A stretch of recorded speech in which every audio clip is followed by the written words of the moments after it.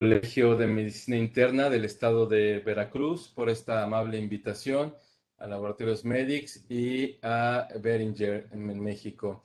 Y me han pedido que hable sobre la evidencia actual en el manejo de la trombosis venosa profunda y la seguridad en el tratamiento, pero sobre todo también de la extensión del tratamiento y las recurrencias que podría presentarse en caso de que este tratamiento fuera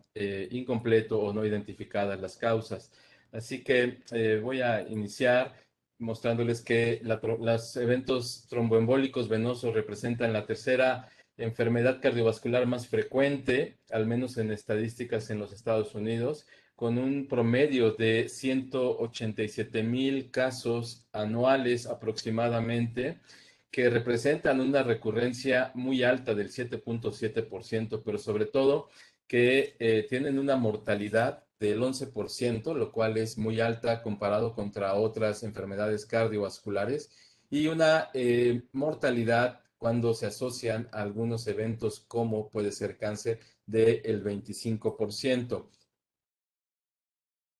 Es un problema de salud pública no solamente en Europa y en Estados Unidos, como siempre leemos en estadísticas, sino que también es un problema muy importante en nuestro continente y sobre todo en los países latinoamericanos, en donde podemos ver en este estudio publicado por Vázquez en el 2013, de forma prospectiva, siguiendo esta corte que evaluó todos los incidentes consecutivos a una embolia, a una tromboembolia pulmonar en pacientes mayores de edad en Argentina, como por grupos el tromboembolismo venoso se incrementa de forma global a partir de los 50 años y cómo después de los 60 años este incremento es exponencial, sobre todo cuando se unen ambas patologías, trombosis venosa profunda de los miembros inferiores y embolismo pulmonar. Y vean cómo al llegar a la década de los 80, pues los pacientes tienen una tasa acumulada muy alta de frecuencia de este tipo de enfermedad. En México, pues tenemos como siempre pocas estadísticas. Sin embargo, sabemos que más del 90% de la embolia pulmonar se origina en el sistema venoso de los miembros inferiores, de acuerdo a los reportes que tenemos,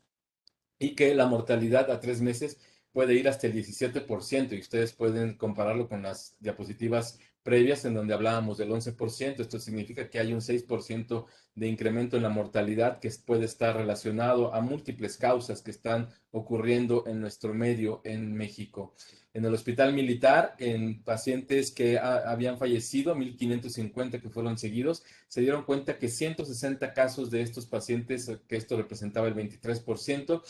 habían sido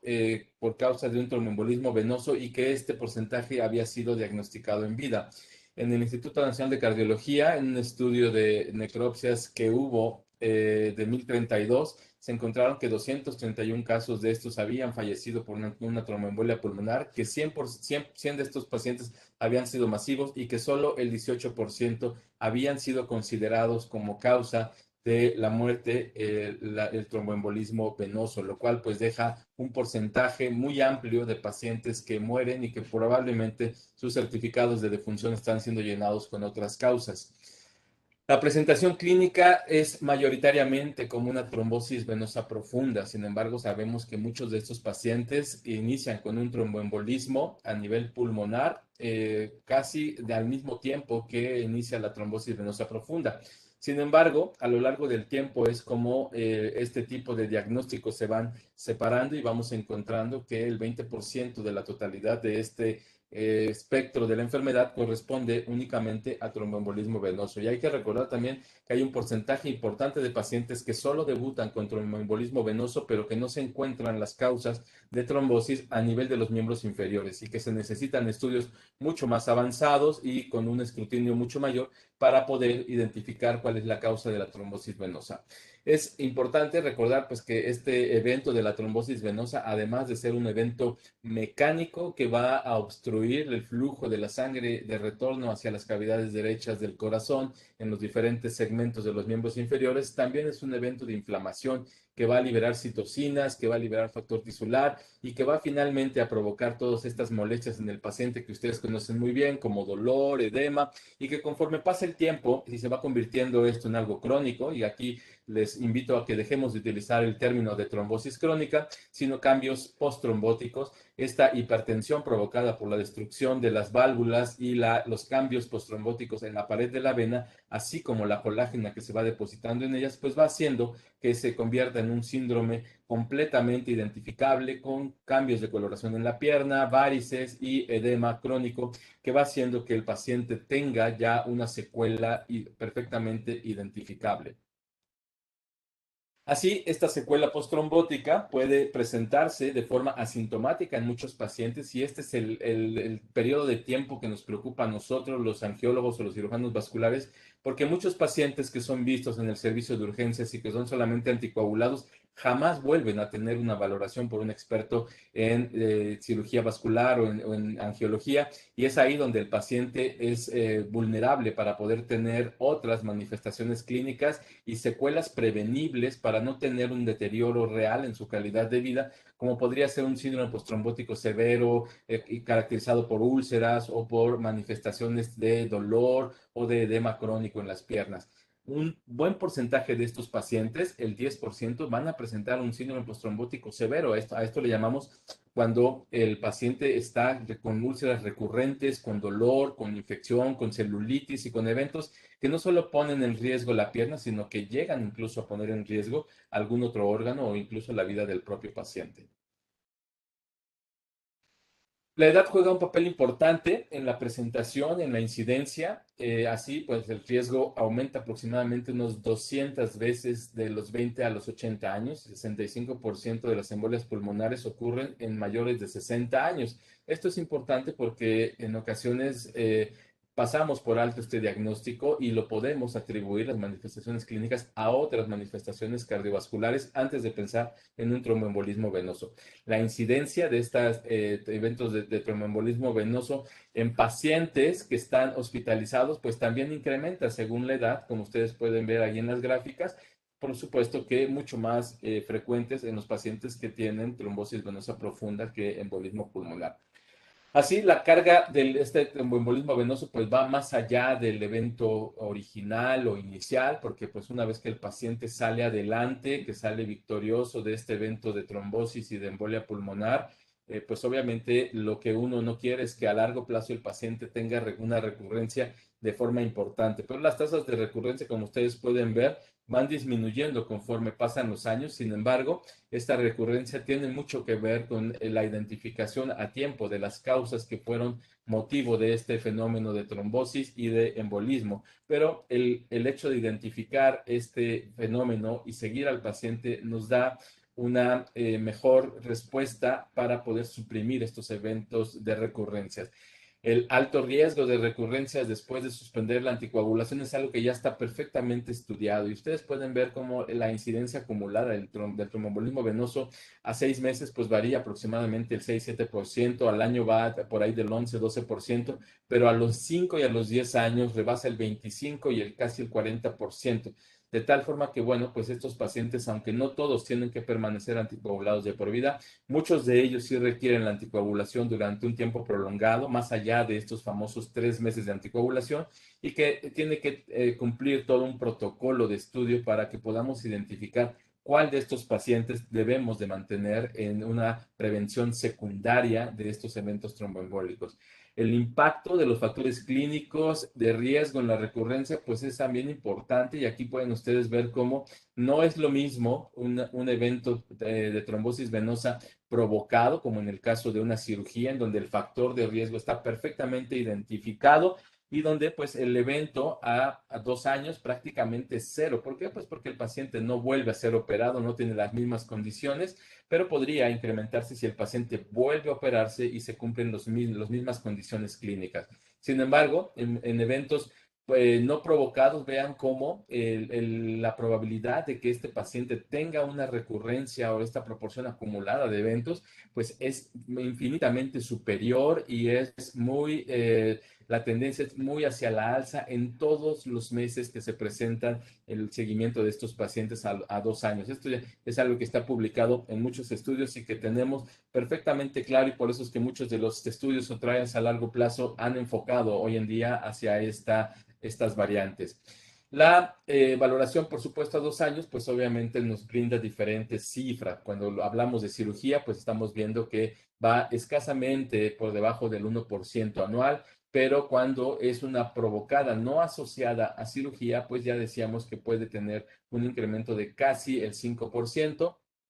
Y cuando es no provocada, pues el incremento anual se va al 7,4%. Pero cuando esta la asociamos a un evento de neoplasia o de cáncer, pues el porcentaje incluso no está perfectamente establecido porque depende mucho de la estirpe del cáncer que estamos hablando y del estadio clínico. Obviamente, hay otros factores que tienen un papel importante en esta recurrencia, como por ejemplo la localización del trombo. Y por eso es que ven ustedes tan importante cuando el angiólogo o el cirujano vascular llega al servicio de urgencias y trata de identificar dónde es la trombosis venosa profunda, dónde está localizada, porque para nosotros sabemos que es diferente que se presente una trombosis en unas venas tibiales posteriores o tibial anterior en la parte más proximal. Y cuando hablamos de venas, hablamos de proximal en la parte cercana al pie, y cuando hablamos de distal hablamos de la parte más alta, digamos, cercana al corazón. Podríamos hablar lo más proximal en las venas ilíacas, por ejemplo. Así que bueno, mientras más distal, pues obviamente el riesgo de recurrencia podría ser mucho más alto. Y cuando hablamos de proximal, pues el riesgo es el mismo que el de un evento de tromboembolia pulmonar. El evento de tromboembolia inicial tiene un riesgo de 2 a 3 veces de recurrencia de un evento pulmonar fatal. Estos factores de riesgo también incluyen pues, la edad del paciente, como hemos visto en las gráficas previas, el sexo masculino. Los hombres tenemos mucho más factores de riesgo que nos incrementan estas posibilidades de trombosis, el cáncer y las enfermedades autoinmunes, como podría ser la artritis reumatoide o el lupus. Pero también sabemos que existen factores que el propio paciente tiene, y aunque son modificables, como por ejemplo el uso de estatinas, que se consideran hoy en día en muchos estudios como factores protectores. Y gracias a que muchos pacientes están bajo este uso de medicamentos, es que también podemos decir que tienen este tipo de protección a largo plazo. Las etapas o las fases del tratamiento van a ir también de la mano de la presentación clínica. Hoy en día hemos identificado una etapa inicial o aguda, una etapa intermedia que llamamos a largo plazo y una etapa crónica que llamamos desde el punto de vista de tratamiento como terapia extendida. Y es por eso que muchos estudios hoy en día se centran en estas últimas 2 etapas, porque parece ser que como grupo médico hemos avanzado mucho en la etapa inicial. Sabemos qué hacer cuando llega el paciente a urgencias, pero lo que no sabemos de pronto qué hacer es qué conducta tomar cuando el paciente regresa con nosotros al mes, a los 3 meses y después más adelante. Si este paciente debe o no debe de mantenerse anticoagulado y por qué razones sí, por qué razones no. Esquemáticamente, esto está publicado en el 2020 por el doctor Ortel, en donde plantea pues que este tratamiento primario pueda ir de los 3 a los 6 meses, los primeros 5 a 21 días, digamos que es una etapa inicial de manejo en donde la anticoagulación no tiene ninguna duda de ser, y después de estos 6 meses, esta prevención secundaria que llamamos o extendida, nos va a permitir que el paciente disminuya no solamente la tasa de recurrencia, sino también la tasa de mortalidad a largo plazo, que era algo que había quedado inconcluso en muchos estudios. La mayor parte de nosotros, tanto en la parte clínica como los quirúrgicos, nos basamos mucho en las guías del American Chest Physician, en donde desde el 2016 teníamos una recomendación para anticoagular en pacientes con trombosis venosa profunda grado 2B para los anticoagulantes de acción directa sobre los antagonistas de la síntesis de la vitamina K, y 2C para estos mismos antagonistas de la síntesis de la vitamina K sobre las heparinas no fraccionadas. Y bueno, esto es importante porque la recomendación se va a 2B cuando hablamos con el paciente en cáncer para heparinas de bajo peso molecular sobre la warfarina, y a 2C para la heparina sobre los anticoagulantes de acción directa. Pero recuerden, estas son guías que teníamos en el 2016. y en donde, bueno, pues estos pacientes con trombosis venosa profunda proximal, sabíamos que existía la controversia si los podíamos dejar en aspirina o en algún otro antiagregante plaquetario, pero hoy en día esto prácticamente ha cambiado y a pesar de que en estas guías del CHEST habían tomado en cuenta algunos de los datos publicados por el Warfaza y el Aspire, en donde había pues una ligera reducción, digamos, de los eventos, pero sobre todo se incrementaban los sangrados, no permitía tomar una decisión muy certera sobre si se debía o no mantener a los pacientes con esta modalidad de protección, hablando de la aspirina. Sin embargo, hoy en día tenemos ya 3 años después estas recomendaciones del European Society of Cardiology, en donde las recomendaciones para la etapa aguda, por ejemplo, en embolia pulmonar de un riesgo bajo a intermedio,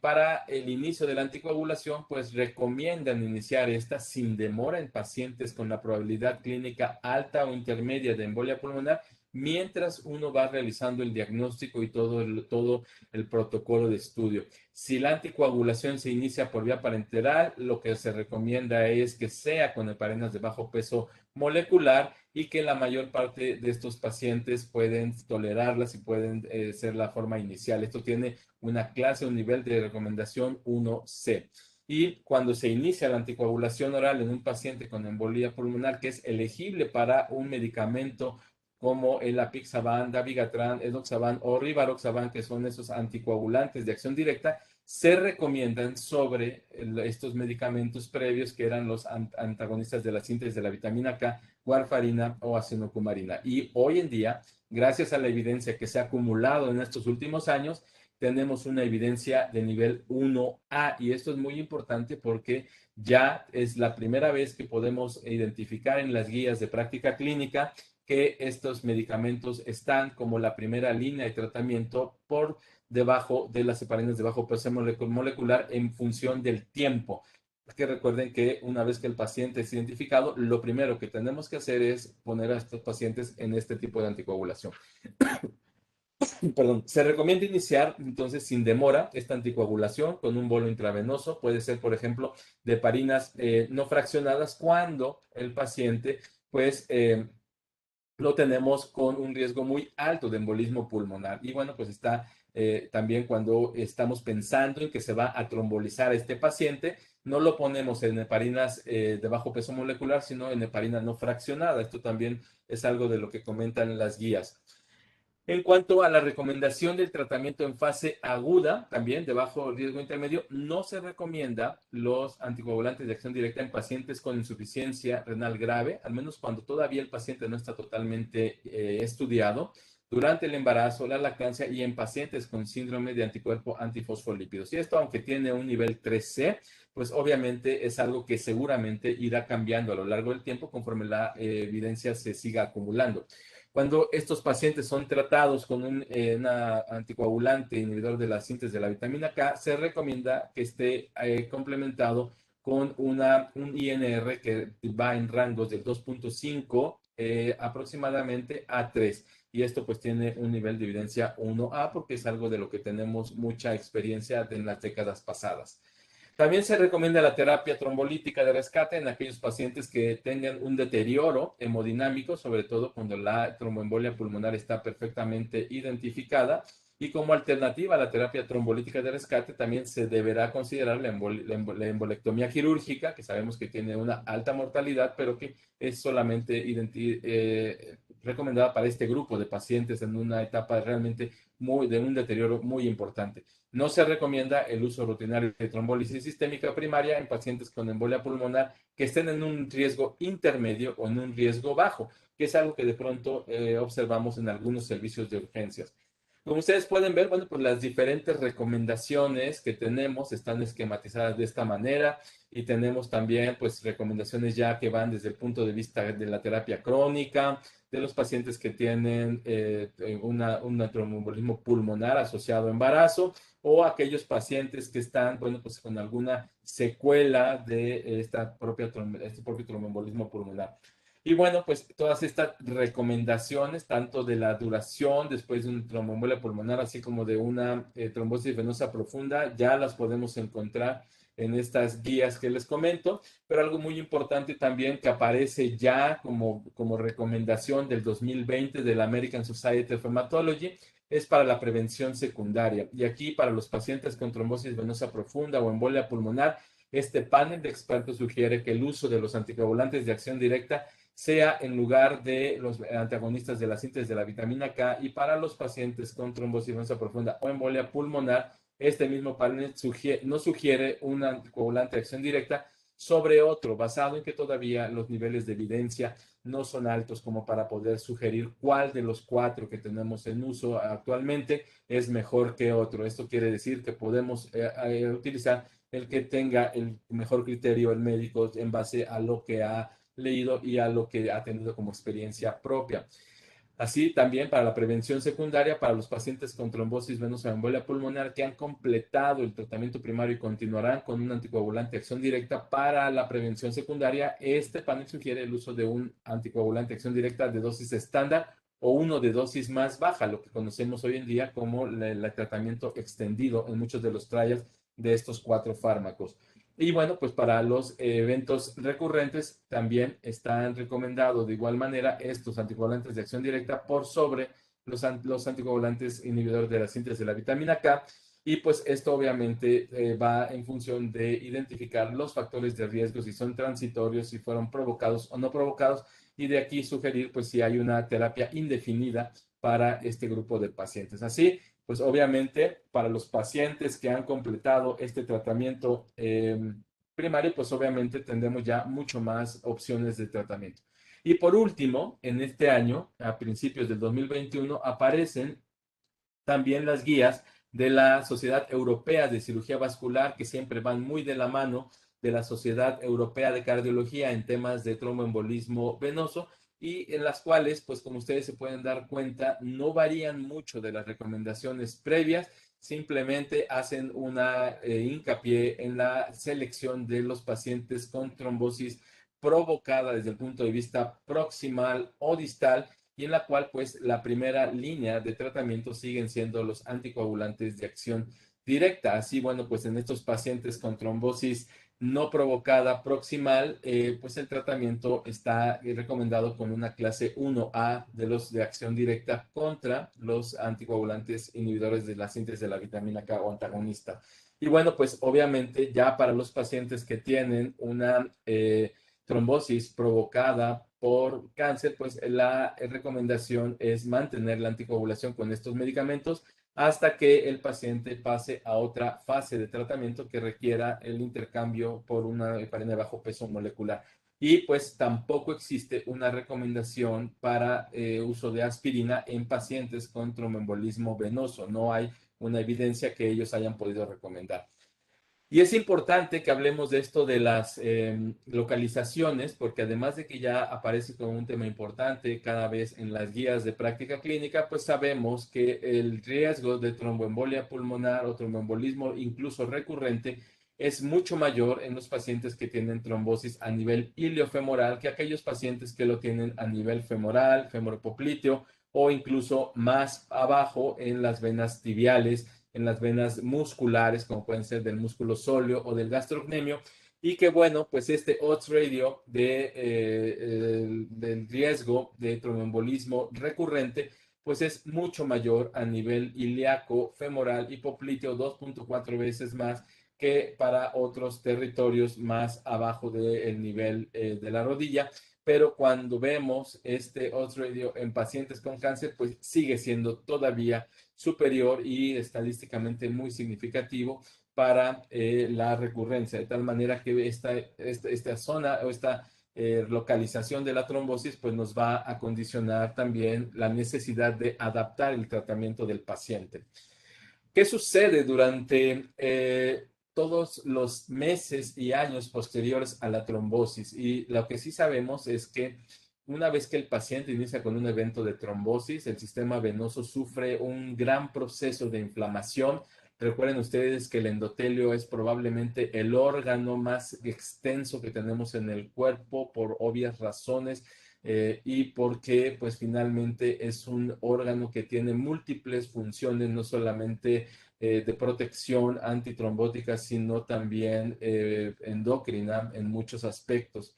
Y pues cuando este territorio se ve inflamado, inmediatamente empieza una respuesta que puede condicionar una trombosis realmente muy extensa. Pero si iniciamos la anticoagulación dentro del periodo de las 2 semanas, está identificado que la reducción de la carga de trombo puede ir hasta del 50% de la totalidad del trombo que alojaba esa vena. Y a los 3 meses se considera que hay un 25% más de esa reducción. Esto significa que en un periodo de 3 meses, después de este 50% de reducción en las primeras 4 semanas y del otro 25% a lo largo de los 3 meses siguientes, pues tendremos una reducción casi del 70-75%. Por eso es que, bueno, pues los exámenes tienen que ser repetidos en el paciente e insistimos que independientemente de que el paciente sea abordado por el internista, por el cardiólogo, por el urgenciólogo, por el médico general, el médico de primer contacto, estos pacientes requieren un seguimiento estrecho con ultrasonido a lo largo de las siguientes semanas, porque lo que nos muestran esos estudios ya muy viejos, como pueden ver en la época de los 90, es que mediante flebografías o mediante ultrasonidos, la función valvular se deteriora de forma importante. Y recuerden que la válvula venosa es el cuerpo más importante mecánicamente en este sistema venoso, porque digamos que es lo que previene la hipertensión venosa por el ortostatismo que tenemos al caminar en posición erecta. Y bueno, pues obviamente también se pierde la bomba muscular y se incrementa la presión ambulatoria venosa, que es esta que se detecta a nivel del dorso de las venas del dorso del pie y que finalmente va a incrementar la presión a nivel tanto de la piel, la grasa, como a nivel más profundo. En estos pacientes que se siguieron, que tuvieron trombosis y que fueron seguidos por medio de presiones a nivel del dorso del pie y por flebografía, se encontró que el 95% tuvo una disfunción valvular, 90% llegaron a presentar presiones ambulatorias altas que no disminuían con la caminata. 70% tuvieron una lesión obstructiva en la vena ilíaca y muchos de ellos comentan en el artículo que no fueron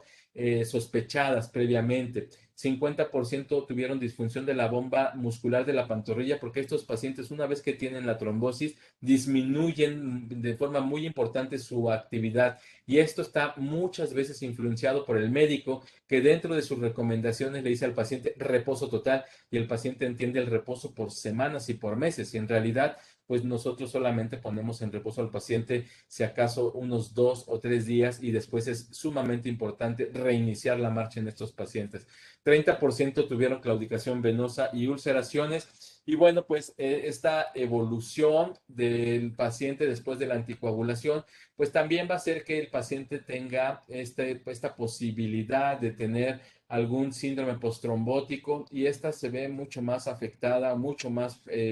vista en las trombosis iliofemorales, que tienen pues obviamente una morbimortalidad mucho más incrementada, pero sobre todo que el odds ratio es de 2.2 para este tipo de síndrome después en este territorio de las venas ilíacas. Y bueno, aquellos pacientes que al mes tienen las manifestaciones más severas del síndrome postrombótico son los que vamos a poder identificar que a largo plazo tienen peor evolución. Esto lo hemos visto los cirujanos vasculares desde hace muchos años y tenemos dos tipos de scores para poderlo identificar. El primero se llama CEAP, que es una clasificación de severidad de la enfermedad venosa crónica, y en donde el C1 prácticamente solo tienen varices y el C6 es ya un estadio donde ya tienen úlceras y recurrencia de estas úlceras. Y vean ustedes cómo en la primera gráfica, en este plot, la clasificación CEAP se incrementa conforme se identifica por ultrasonido que existe trombo residual en las venas. Y esto es importante porque si solamente anticoagulamos al paciente, pero no logramos ver que haya una reducción de la carga de trombo, este paciente invariablemente, como vimos en el artículo previo,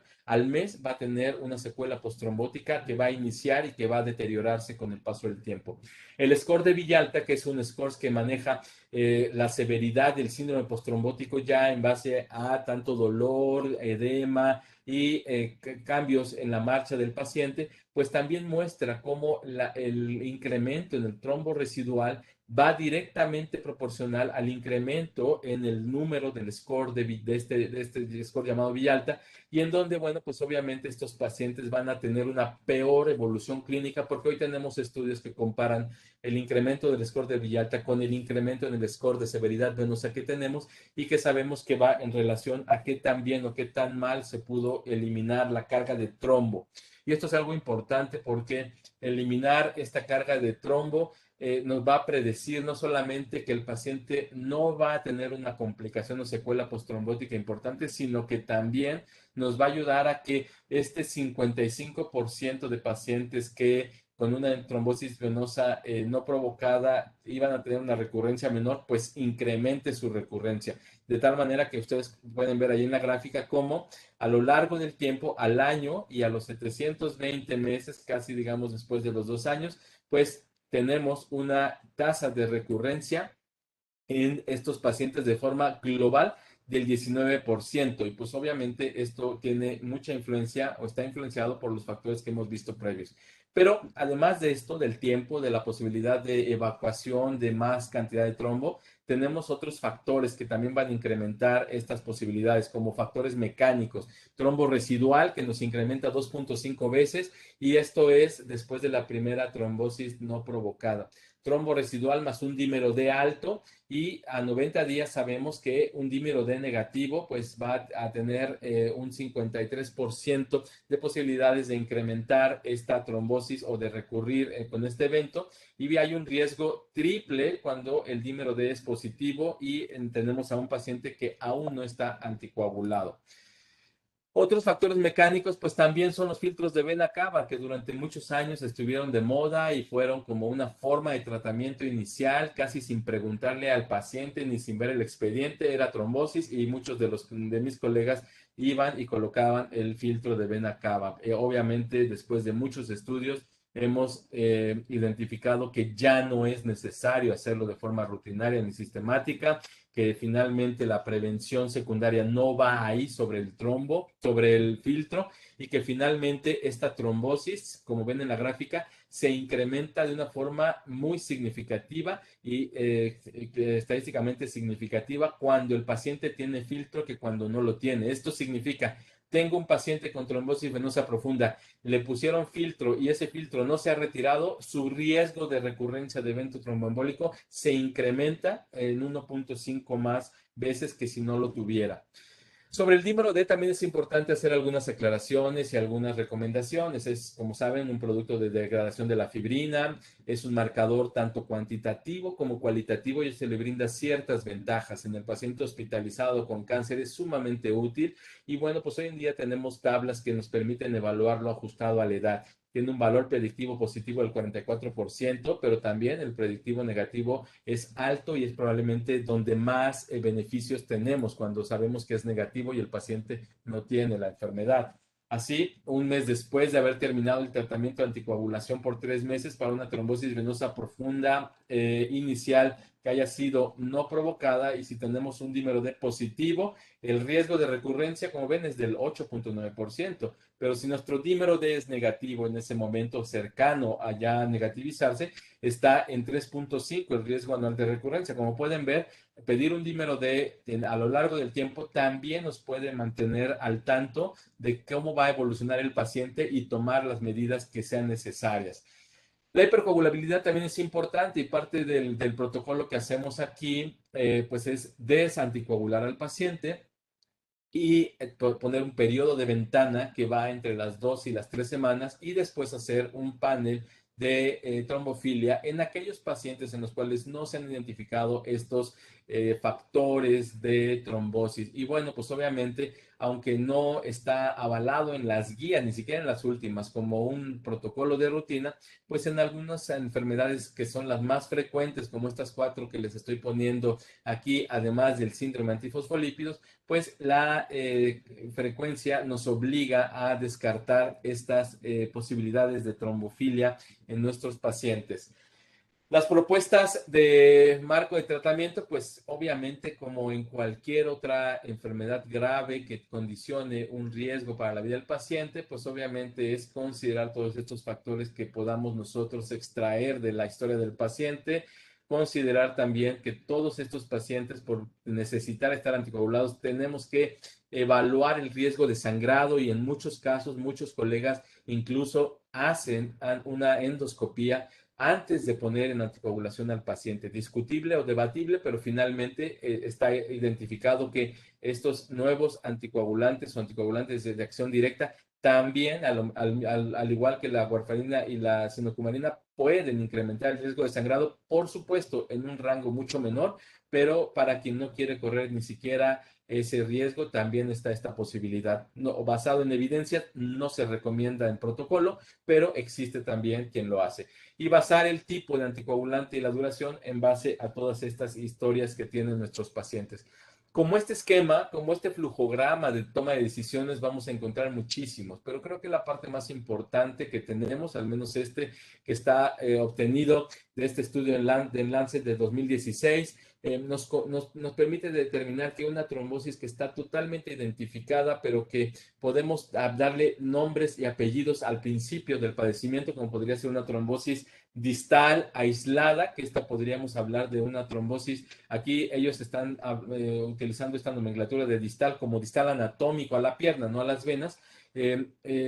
Podría ser solamente anticoagulación y probablemente durante 3 meses. Les pongo el ejemplo, un deportista que de pronto en un esfuerzo máximo hace una trombosis del sóleo o del gastrocnemio, incluso debatible si se anticoagula o no, pero si en el caso de que se anticoagule, pues esta anticoagulación puede ser solamente limitada a este tiempo. Uno, la trombosis, pues, digamos, no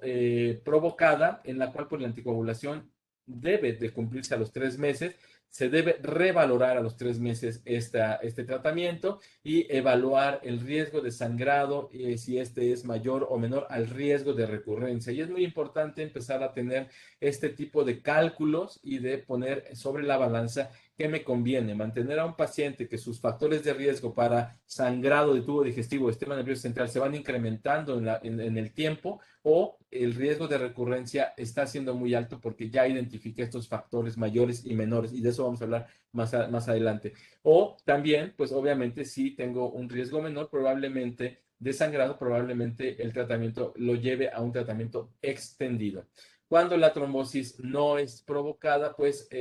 obviamente también tengo la posibilidad de irme de forma directa hasta este tratamiento extendido. A diferencia de lo que sucede con la trombosis provocada, en donde, pues como esta causa es ya reversible, pues ahí puedo terminar la anticoagulación. Y pues en embarazo y en cáncer sigue siendo todavía en las guías, sigue apareciendo como heparinas de bajo peso molecular, pero hay que recordar que ya están apareciendo trials con algunas de estas moléculas de anticoagulantes de acción directa que ya están permitiéndonos tomar algunas decisiones sobre pacientes con cáncer, sobre todo, en donde seguramente para el año que entra ya tendremos recomendaciones, y seguramente que en 2 años en las nuevas guías tendremos ya la aparición de esta recomendación, que es sumamente importante. Y así como estas que están publicadas en el 2016, en el 2014, estas otras de llama que seguramente ustedes han revisado porque son de las que aparecen en más publicaciones como referidas, pues seguimos teniendo un riesgo transitorio identificado y una trombosis no provocada. Y todo esto de un lado, y del otro lado, como ustedes ven, los pacientes con cáncer, que es todo un tema aparte, y en donde el riesgo de recurrencia como el riesgo de sangrado se tiene que poner muy en la balanza, sobre todo en el marco de la sobrevida que tiene el paciente por la propia enfermedad del cáncer. Y bueno, pues esto es importante porque de lo que hablamos aquí es de riesgos de recurrencia. Por eso es tan importante que ante una trombosis provocada, un tromboembolismo venoso provocado, en donde el factor de riesgo es transitorio, pues sabemos que el riesgo de recurrencia es el más bajo que tiene el paciente, a diferencia de cuando tenemos una trombosis provocada, donde el factor de riesgo es persistente, no lo voy a poder quitar del paciente, y este es el grupo de pacientes que yo tengo con el riesgo más alto de una recurrencia. En el Inter tengo a estos pacientes con las trombosis no provocadas, donde no hay ningún factor que lo provoque que yo pueda identificar. Esto ha sido motivo de cambio en las guías desde el 2016 hasta la fecha, Y es por esto que la ISTH ha ya categorizado estos riesgos o estos factores de riesgo transitorios con criterios mayores y con criterios menores. Como se dan cuenta, la cosa se va complicando, pero sí les recomiendo tener a la mano estas tablas porque nos van a permitir ir identificando a cada uno de nuestros pacientes y saber cuándo tengo un riesgo mayor y cuándo tengo un riesgo que es realmente menor. Lo mismo sucede para tromboembolismo no provocado, pero también tengo ciertas características que me permiten identificar cuál es el paciente con cáncer que tiene más riesgo que el otro que no tiene un riesgo probablemente tan alto. Y esto nos lleva a tratar de terminar con esta dicotomización de provocado y no provocado, porque lo que yo quiero es tener riesgos menores o predisponentes y riesgos menores transitorios. ¿Para qué? Para que yo pueda jugar con dos variables importantes. Una, la duración de mi anticoagulación y dos, el riesgo de recurrencia. Todo esto para que el paciente logre tener como tal el mejor tratamiento posible y el más seguro. Lo pongo esto mismo que he dicho en las últimas diapositivas en grande porque creo que este es el mensaje más importante que debemos llevar hoy en cuanto a cómo categorizar a nuestros pacientes, si lo tenemos con un riesgo menor o con un riesgo mayor de recurrencia, porque aquí radica la sobrevida del paciente a largo plazo. Y bueno, pues en estudios, en seguimiento de 6 a 10, de 6 meses a 10 años, en más de 73,000, casi 74,000 pacientes, ustedes se pueden dar cuenta cómo el riesgo de recurrencia a 6 meses sigue siendo menor en esas trombosis provocadas que en aquellas trombosis no provocadas y en donde el riesgo más alto a 6 meses, 6,9 contra 9,0, es para cáncer. Cáncer sigue siendo el factor más importante para una recurrencia, no solo a 6 meses, sino también a 10 años. Parece mentira, pero en aquellos pacientes que logran sobrevivir ese evento de cáncer a 10 años, pues su riesgo de trombosis no se acaba, pero sigue siendo incluso más alto que el riesgo de una trombosis provocada. Y esto es importante porque de esto vamos a tener, pues obviamente, mucha evidencia, les digo, en los siguientes 2 años, conforme vayamos terminando ya estos estudios de la mayor parte de las moléculas en este grupo de pacientes. Así, pues obviamente la optimización de la duración pues va a ir siendo muy selectiva y muy individualizada en cada uno de nuestros pacientes. ¿Por qué? Pues porque gráficamente, aquí lo podemos ver nuevamente, tenemos estas trombosis provocadas por cáncer que tienen una incidencia acumulada de pues más allá del 4% y aquí pueden ver también cómo la diferencia es mucho mayor sobre las trombosis provocadas. Esto a 6 y a 10 años. Y pues obviamente hablar de estas moléculas de anticoagulantes de acción directa pues nos lleva a revisar estas cuatro. La primera, el dabigatran, un inhibidor de del 2A, y después Riva, APIC y Edoxaban, que son inhibidores del 10 activado. Por supuesto que la comparación entre cada uno de ellos en base a los factores de riesgo de su uso, pues es difícil porque pues obviamente no hay un estudio uno a uno o head to head, como llaman en estadística, en donde podamos comprobar cada uno de ellos contra el otro. Estos son datos obtenidos de estos metaanálisis en donde ustedes pueden ver, y voy hoy a centralizar porque así es como lo han pedido nuestro patrocinador invitado, que es Beringer, que dabigatran tiene como tal una probabilidad de sangrado menor a nivel del sistema nervioso central y en general, así como a órgano blanco, comparado contra las otras moléculas. Y esto, aunque lo estamos viendo en este tipo de estudios, digamos, uno a uno, pero desde el punto de vista de metaanálisis, no en directo, pues tienen esta gran desventaja de no poder haber sido hechos uno a uno. Pero ustedes pueden ver aquí en este concentrado, en estas gráficas de bosque, en donde pues tanto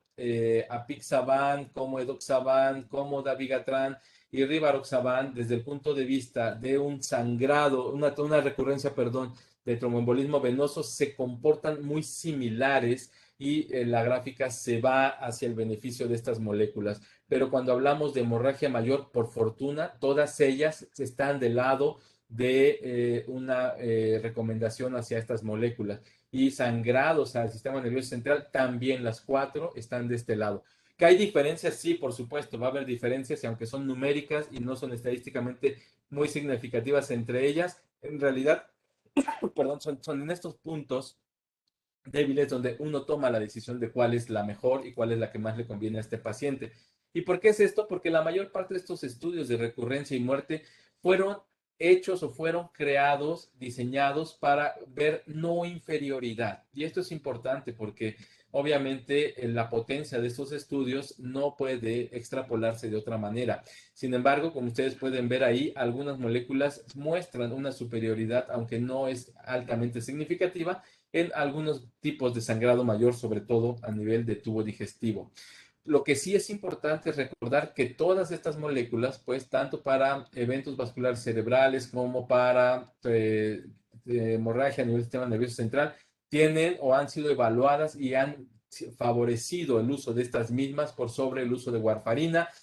para hemorragia mayor, como ya vimos en el concentrado previo, para el uso de fibrilación auricular, por supuesto, y sobre todo que aquí tenemos con dabigatran la dosis de 110 miligramos que nos permite también tener, como vieron ustedes en el relay,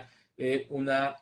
probabilidad mucho menor de sangrado también. Hemorragia intracraneal ya lo habíamos visto, pero finalmente recalco que las cuatro tienen una diferencia contra el uso de warfarina o de acenocumarina y en algunos otros tipos de hemorragia, de modelos combinados de hemorragia y fibrilación auricular, las cuatro moléculas se comportan muy bien. Algunas van hacia sangrado de tubo digestivo menor, como rivaroxaban, pero ustedes vean cómo dabigatran también tiene una importante peso en un grado de hemorragia menor sobre otras moléculas, pero sobre todo causas de stroke o de evento vascular cerebral, las cuatro moléculas protegen perfectamente bien a nuestros pacientes. Y hablando, pues obviamente aquí de dabigatran, pues la evidencia que tenemos ya a 6 años, que es la, digamos, la evidencia más larga que tenemos de estas cuatro moléculas, tenemos la probabilidad, y es, digamos, único entre estas cuatro moléculas, de poder usar o 110 o 150 miligramos. Y como ustedes pueden ver ahí, existe diferencia tanto por grupos de edad como de forma acumulativa general que así, con 110 miligramos tenemos mucho menos tasas de sangrado que con 150 miligramos. Es una de las grandes ventajas de esta molécula. Sin embargo, muchos de nuestros pacientes que requieren de este tratamiento, pues están en una etapa de deterioro de la función renal. Y bueno, pues sí hay diferencias entre algunas moléculas para poderse usar cuando estas tasas de filtración glomerular van del 50, 40 o 30 mililitros por minuto, en donde algunas de ellas pueden usarse. Sin embargo, la recomendación es siempre hacer una valoración adecuada y el uso de forma muy racional y con mucha precaución. Sin embargo, pues bueno, una de las, les decía yo, de las grandes ventajas que tiene dabigatran por sobre otras moléculas es que podemos categorizar en base a los resultados de diferentes estudios cómo les ha ido a los pacientes de menos de 75 años, en donde el uso de 150 miligramos cada 12 horas ha demostrado ser totalmente seguro y efectivo, y en donde pacientes de 75 a 80 puede uno discernir entre 150 o 110 miligramos dependiendo de la fragilidad que tenga el paciente y de cómo se está comportando el evento tromboembólico. Y en pacientes mayores de 80 años, por supuesto que tenemos la evidencia que la recomendación es 110 miligramos como una dosis segura en este grupo de edad. Así, pues obviamente, dabigatran para otras patologías que han sido evaluadas mucho más extensamente, como fibrilación auricular o eventos coronarios agudos, pues también sabemos que estas complicaciones son mucho menores que con otras moléculas, como se demostró. Uno de los grandes ejemplos, pues es el Aristófanes, en donde en fibrilación auricular todas se comportan bien, pero finalmente dabigatran tiene un comportamiento bastante adecuado desde el punto de vista de eficacia, pero muy alto en seguridad. Y pues por supuesto que no tenemos el anticoagulante ideal, pero las características que queremos de este anticoagulante ideal, pues tienen que ser, ustedes saben, que la farmacocinética sea la adecuada, que tengamos una buena respuesta de este anticoagulante y que podamos tener una acción rápida, que sea reversible, que tengamos costos razonables, que la adherencia del paciente al tratamiento sea adecuada, pero obviamente que no tengamos todas estas complicaciones y obviamente en base a todos los estudios, esta gráfica que más allá de los colores que son muy evidentes, lo que quiero que vean es que uno puede elegir el anticoagulante de acción directa que más se adapte a nuestro paciente. Por ejemplo, aquellos en los que queremos tener menor riesgo de hemorragia gastrointestinal, pues sabemos cuál de estos medicamentos es el más útil, pero también de aquellos que tenemos un riesgo de hemorragia a nivel del sistema nervioso central, pues sabemos que dabigatran es probablemente una de las mejores indicaciones o pacientes más frágiles o pacientes que tienen, digamos, esta posibilidad de tener una hemorragia tanto a nivel gástrico como a nivel del sistema nervioso central. Y bueno, pues cuáles son los requisitos que tenemos en estos de anticoagulación en pacientes con trombosis con tromboembolia, cuáles fueron los objetivos del estudio de recovery que vamos a ver más adelante y cuáles fueron sus principales resultados, pues es la última parte de esta plática en donde, pues obviamente, recordarles únicamente que el manejo inicial va hasta la primera semana, en donde podemos usar heparinas de bajo peso molecular recomendado en los estudios hechos con dabigatran. Es el único anticoagulante de acción directa que utilizó este esquema propuesto por muchos colegios y en donde pues ya la profilaxis secundaria o la profilaxis extendida puede utilizarse al igual que con otras moléculas que también han tenido trials en este sentido. Recordar pues que obviamente tanto Recover como Recover 2 compararon a dabigatran 150 dos veces al día con warfarina en el tratamiento agudo de tromboembolismo venoso después de la anticoagulación inicial que habíamos visto. Remedy también, que comparó también dabigatran 150 miligramos con warfarina para la prevención de la recurrencia, o Resonate también, que comparó 150 miligramos dos veces al día con placebo para prevención de recurrencia en pacientes con tromboembolismo venoso que ya habían sido completado su esquema hacia 6 meses ya con anticoagulación. Y bueno, pues obviamente aquí saber que después de al menos 5 días de tratamiento con el anticoagulante parenteral, esta dosis puede ajustarse en base a las características que tenga este paciente. ¿Cuáles fueron los objetivos de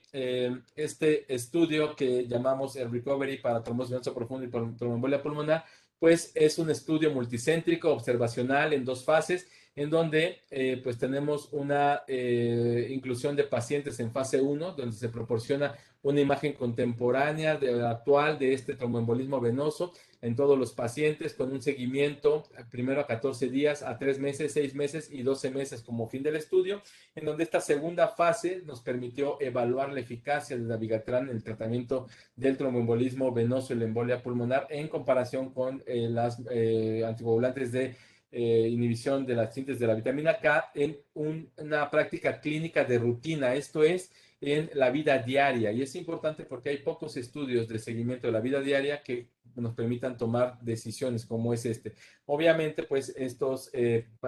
pacientes tenían que dar su consentimiento para incluirse en este protocolo. Es un estudio internacional que se realizó en 3 países. México participó en estos 7 países del continente americano y en donde, pues, los resultados y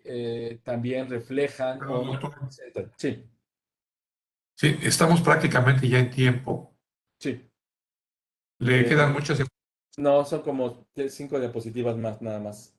Adelante, doctor. Bueno, pues los objetivos fue evaluar el sangrado mayor clínicamente relevante, las recurrencias tromboembólicas, los objetivos secundarios, también evaluar esta mortalidad asociada a estas recurrencias tromboembólicas y también evaluar asociado también el síndrome coronario agudo, infartos.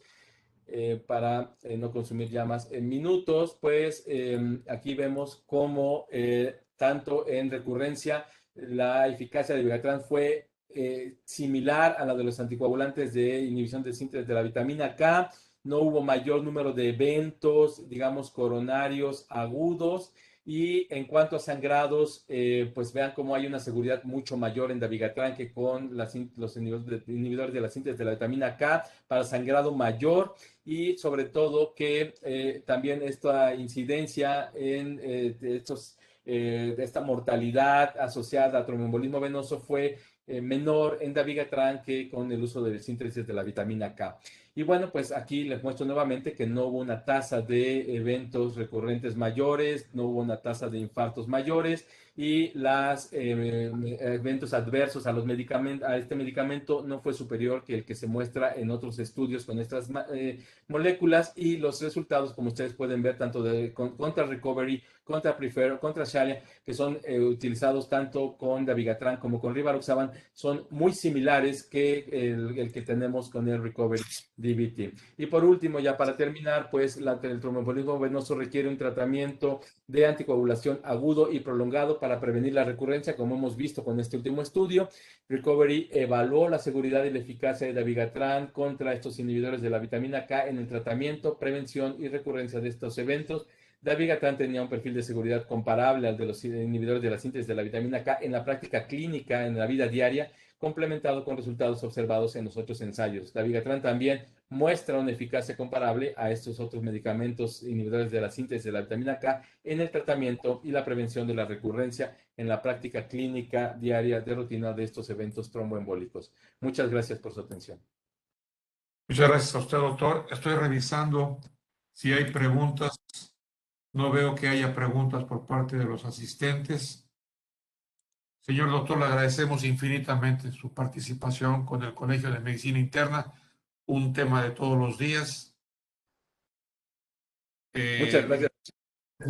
Se me ocurre, le llevan a usted a una persona mayor, obesa, con trastorno circulatorio feroz en las piernas, ya con historial de úlcera por estasis venosa, y que le dicen, doctor, vamos a llevar a mi abuelita a Tijuana, vivimos en Veracruz, nos la vamos a llevar en camión. Esa persona por el viaje tiene altísimo riesgo de hacer una trombosis de viajero. ¿Qué propone usted? Bueno, pues aquí la prevención primaria es muy importante, doctor. Todas las medidas de prevención que se le puedan aplicar a este paciente, como medidas de compresión elástica, y sobre todo, pues si la paciente no tiene un riesgo de sangrado importante, hay pacientes que podemos anticoagular de forma profiláctica y temporal para este tipo de viajes. Lo mismo que un viaje en camión de muchas horas, que un vuelo en avión transatlántico de más de 6 horas, requieren en algunas ocasiones esta prevención primaria con anticoagulación. Muchas gracias, doctor. Le agradecemos, muy amable. A nombre del Colegio de Medicina Interna del Estado de Veracruz, le damos las más cumplidas gracias y lo quedamos invitado otra vez para otras sesiones con nuestro colegio. Muchas gracias. Gracias a ustedes, doctor. Hasta luego.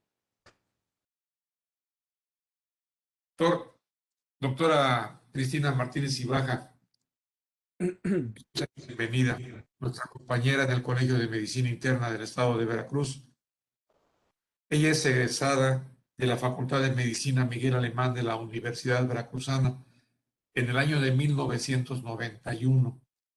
y es posgraduada en Medicina Interna del Instituto Nacional de la Nutrición Dr. Salvador Subirán en el año de 1998. Es posgraduada en endocrinología en el año 2000. Tiene múltiples publicaciones. Es profesora y ha sido profesora y sigue siendo profesora en diversos cursos y congresos como el actual. Expresidente del capítulo Veracruz de la Sociedad Mexicana de Nutrición y Endocrinología en el año 2007. Exsecretaria del capítulo Veracruz, miembro de la Asociación Latinoamericana de Diabetes, miembro de la Sociedad Mexicana de Nutrición y Endocrinología, profesor titular de endocrinología y